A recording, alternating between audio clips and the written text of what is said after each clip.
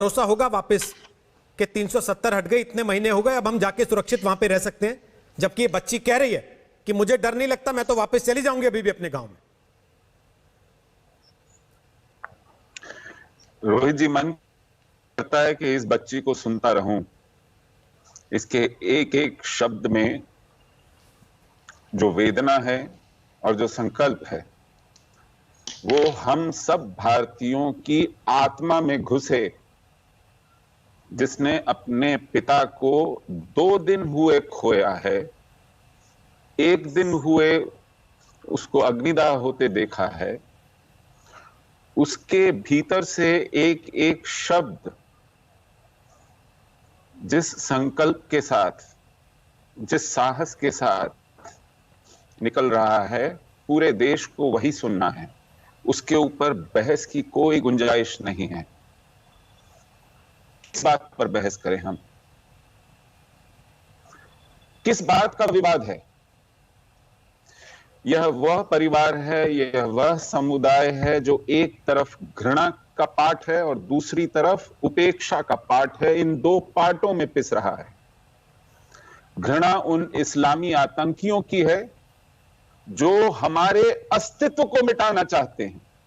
केवल हमको अपने घरों से, अपनी जमीन से बेदखल नहीं करना चाहते, वो हमारी स्मृतियों को भी मिटाना चाहते हैं। हमारे जो अवशेष बचे हैं, खंडहर बचे हैं, उनको तक मिटाना चाहते हैं वहां से। और दूसरी तरफ एक ऐसी व्यवस्था है, एक ऐसी राजनीति है, एक ऐसी सरकारें हैं, ऐसा नेतृत्व है जिसके लिए इन जानों की कोई कीमत नहीं है। इन बच्चियों के संकल्पों की, स्वप्नों की कोई कीमत नहीं है।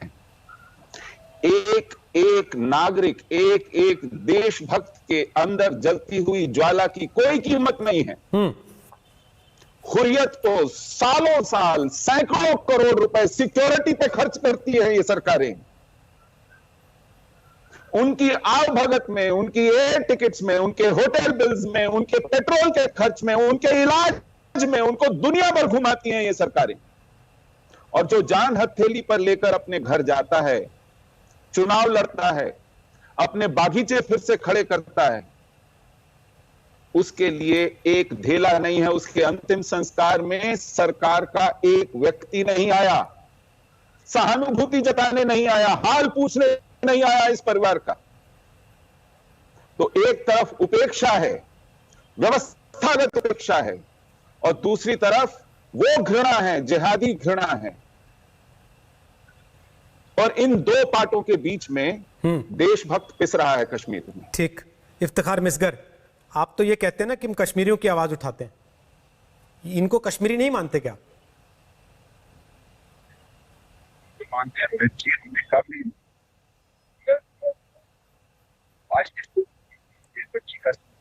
आवाज नहीं आ रही सर आपकी, माफी चाहता हूं, इसको दुरुस्त करते हैं फिर वापस आपके पास आते हैं। कुछ तकनीकी गड़बड़ लगती है। गौरव भाटिया, इस बच्ची को सुनने के बाद तकलीफ हुई, कष्ट हुआ, या आज भी पीठ थपथपाएंगे कि देखो हमने 5 आतंकवादी मार दिए? रोहित जी, मैं सुशील पंडित जी को जब सुन रहा था, देखिए उनकी आंखें भी नम हो गई। और आपने बिल्कुल सही कहा कि हमारी छोटी बहन शीन को जब हम सुनते हैं तो कहीं ना कहीं हृदय में बहुत पीड़ा होती है। और जो जज्बा उसने दिखाया है, उस जज्बे को हम सलाम करते हैं। जो अजय पंडिता का जज्बा था, जो उसने अपने पिता से सीख ली, वो जज्बा उसमें भी दिखाई दे रहा था। मैं समझता हूँ इस दुख की घड़ी में जो बात मैं भारतीय जनता पार्टी का प्रवक्ता होने के नाते कह सकता हूँ, वो मैं देश को जरूर कहूंगा। उस बच्ची ने एक उम्मीद करी, उसने कहा मैं देश की बच्ची हूँ, मेरे पिताजी देश की सेवा कर रहे थे, तो बदला होना चाहिए, मुझे इंसाफ मिलना चाहिए। मैं समझता हूं बिल्कुल सच बात है, हम पूरी तरह से प्रतिबद्ध होंगे। सबसे पहले तो प्राथमिकता यही होगी कि इस बच्ची को, परिवार को इंसाफ मिले, और जिन्होंने ये दुष्कर्म किया है उनके ऊपर सख्त कार्रवाई हो, वो जेल जाए। और ये तभी सुनिश्चित हो सकता है जब मजबूती से इस तरह के आतंकी सोच वालों के खिलाफ कार्रवाई हो। दूसरी बात मैं समझता हूँ, भाटिया जी, वो कार्रवाई किसको करनी है? मजबूत सरकार तो बन चुकी ना देश में, और आज से नहीं 6 साल से बन चुकी है। और अब तो धारा 370 भी हट गई। उस सरकार के बीच में और कश्मीर में कोई कार्रवाई करने के बीच में किसी तरह की कोई दीवार भी नहीं है। वो मजबूत कार्रवाई आपने सही कहा कि सरकार करेगी। वहां पे जो है केंद्र का शासन है, सरकार जरूर करेगी। और मैं राजनीति आज नहीं करूंगा क्योंकि भाव विभोर हो जाते हैं जब ऐसे शब्द सच्चाई के सुनते हैं, जैसा शीन ने कहा। लेकिन एक बात जरूर कहूंगा, आपके चैनल ने भी दिखाया है कि एक बड़ी मजबूती से हमारी जो वीर सेना है पिछले 2 हफ्ते में 22 आतंकियों को ढेर कर चुकी है। और शीन का भी क्या एक संदेश था देश के नाम, वो मैं जरूर आगे रखना चाहूंगा। उन्होंने कहा कि जब तिरंगे में उनके पिताजी का पार्थिव शरीर लिपटा था तो वो सबसे भावुक पल था उनके लिए। मैं समझता हूं कि वही सब कुछ दर्शाता है। नमस्कार, मैं हूं अंजना ओम कश्यप। हमें उम्मीद है ये वीडियो आपको पसंद आया होगा।